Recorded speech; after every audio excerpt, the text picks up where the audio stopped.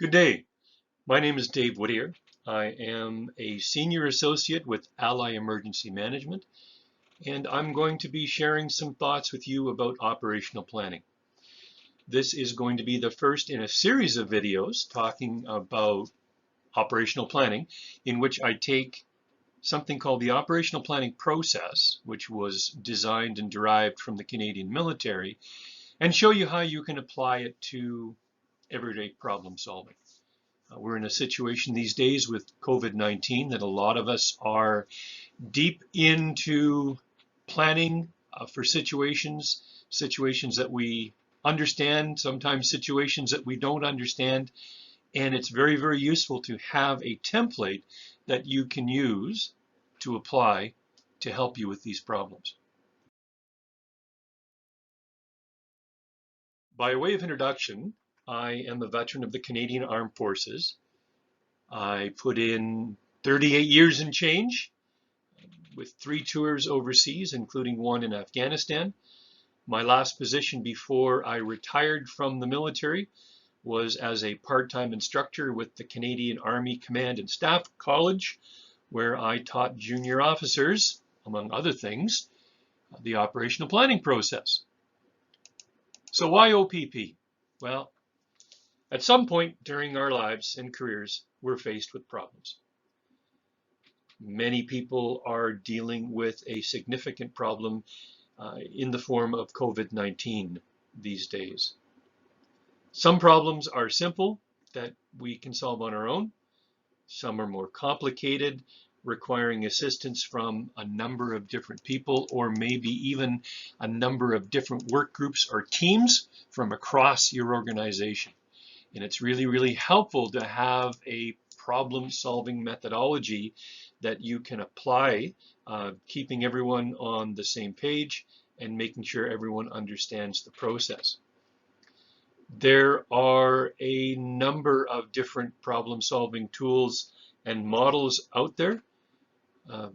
This is not the only one, and depending on your personal experience or the requirements of your organization, or even your organization's corporate culture, this may influence which problem-solving tool set is most appropriate for you. That's why there's so many different models. They reflect our different way of looking at the world, as well as our different approach to problem solving. Planning. In its simplest terms, operational planning is a set of tools and techniques to consider a problem and come up with and communicate a plan to solve it. The process that I'm going to be talking about is very versatile in that it can be used to deal with a wide variety of issues at various levels, such as strategic and operational level planning. I'm going to be focusing, for the purposes of this video series, on the operational level planning, because I think that's where most of us are right now. We've been given this problem. How do we adjust to this reality that is the COVID-19 environment? And that is something that I think people could use a little bit of assistance with. So we're going to focus on the operational level. Just to give you a little bit of context, I've put up a matrix that shows some of the key differences between strategic and operational plans. I'm not going to read them all to you, but the big takeaway is strategic plans are the longer term. They are usually in the 3 to 5 year time frame, and it is a general guide for the management of your organization, and it suggests some strategies that you can use to pursue your organization's goals. On the other hand, the operational plan has a very much shorter cycle, usually about a 1 year time frame. It talks specifically about tasks and resources, and it is designed to work in lockstep with the strategic plan, i.e., it helps you achieve the goals that are articulated in the strategic plan.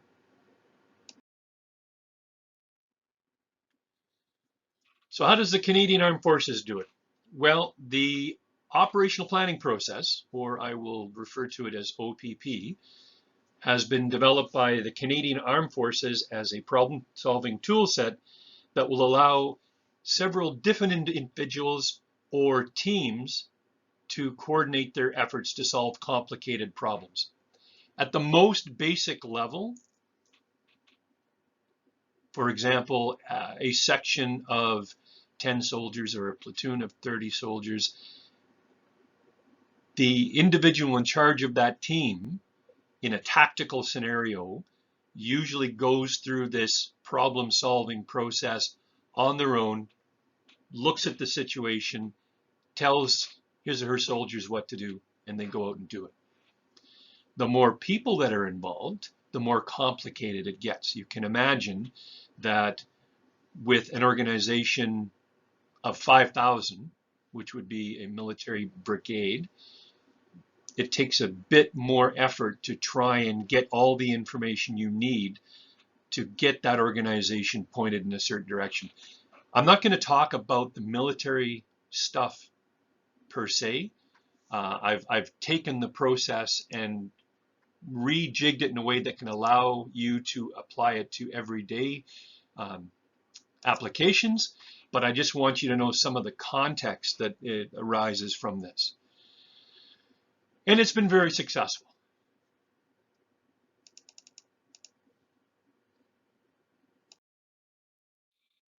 The OPP is a cycle.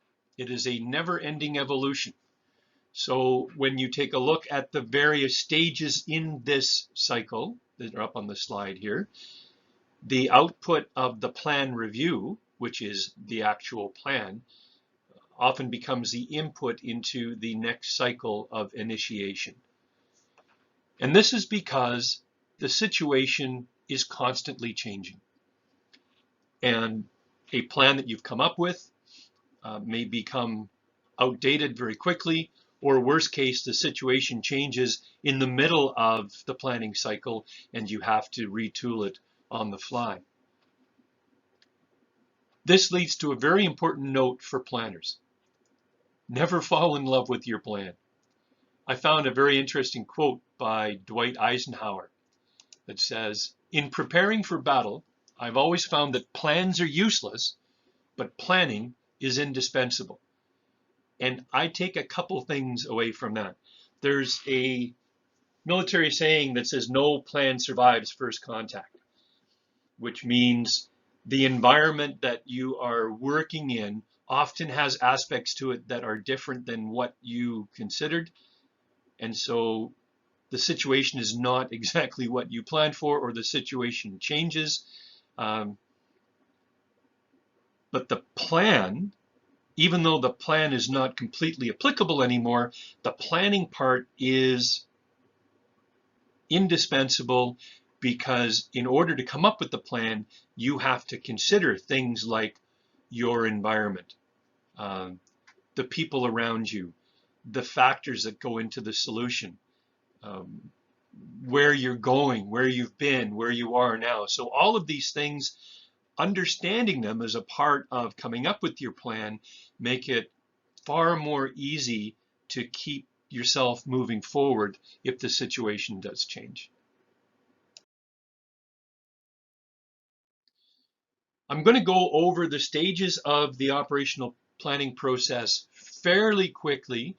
I will deal with them in more detail in future videos, but I just wanted to give you some context to the things I'm going to be talking about.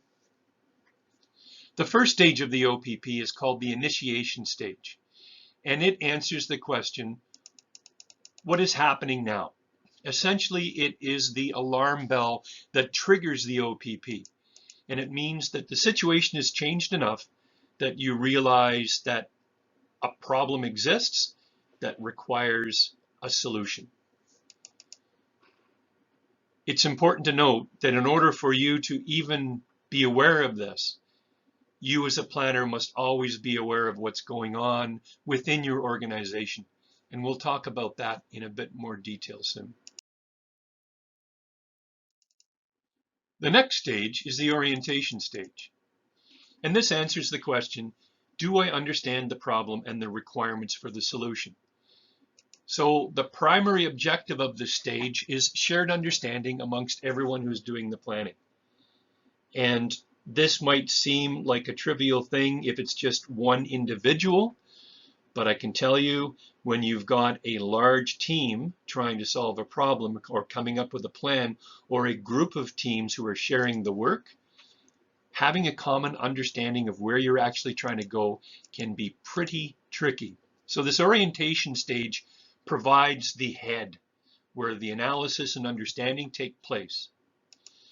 Because a common pitfall that people encounter, and this is something I've seen with clients, is they'll come to a problem and the first inclination is to get in there, roll up your sleeves, and solve it. And it's a baked in part of some organizational cultures. And I respect that. And I think it's really, really important. But it's also just as important to be able to understand the problem and where you're trying to go so that you can solve it properly. The aim of the effort at all this point is to share a mutual understanding of the nature of the problem, what's causing it, what are the factors or conditions that will affect the situation as we try to solve the problem, what success looks like. There's an old project management saying that says begin with the end in mind. What is exactly expected of us and how our actions will fit into the bigger picture. All of these are part of the orientation stage.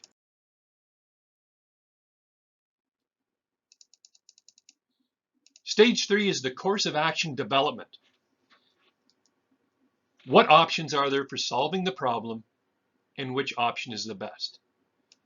Once you understand the nature of the problem and the requirements for the solution, you're ready to start developing different options. And each option is known as a course of action. You may hear me refer to it as a COA, C-O-A.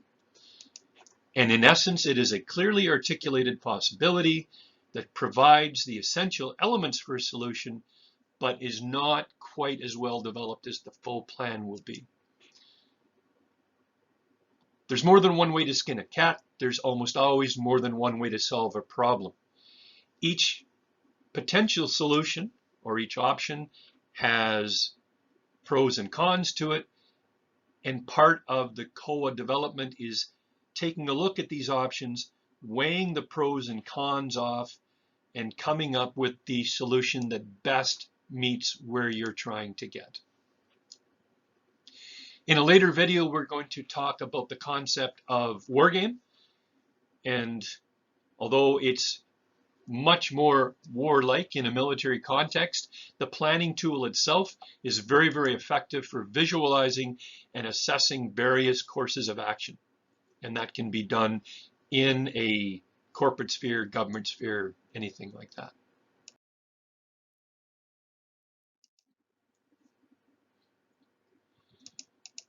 Plan development answers the question, how do I translate the chosen solution into a plan for action?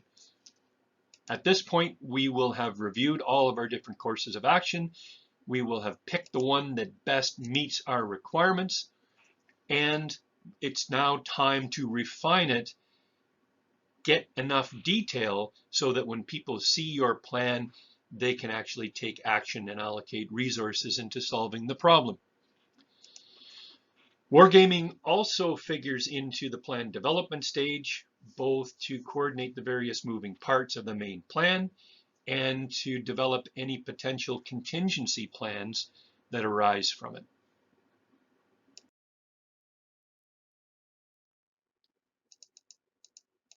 And finally, we have plan review, which answers the question, is my plan still relevant? We talked about the operational planning process as being a cycle. It never stops. And we must be prepared to take the plan that comes out of this process and constantly compare it to the changing reality of the problem it was designed to solve. We are living that now. In the COVID environment, the situation changes almost daily. The models are being refined, medical advice changes. WorkSafe BC is putting up constantly updated guidance to employers. So we must take the plan, we must monitor its progress, we must decide if it's relevant and effective, and make the changes as required. The changes could be minor, like adjusting a deliverable date, or it could be major, such as starting an entirely new planning process to generate an entirely new plan. That's it for now.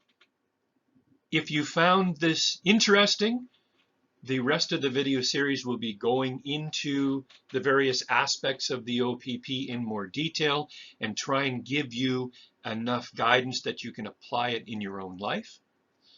The next video is going to be assessing the environment. If this is working for you, if you like it, please contact me at the email on this slide. If there's something missing that you'd like to see, also give me a call or give me an email. We have our website, yourally.ca, where we've included some really good resources for individuals and businesses to help them deal with some of the constraints that have been put up around COVID. And I hope this will be useful for you. Thank you very much.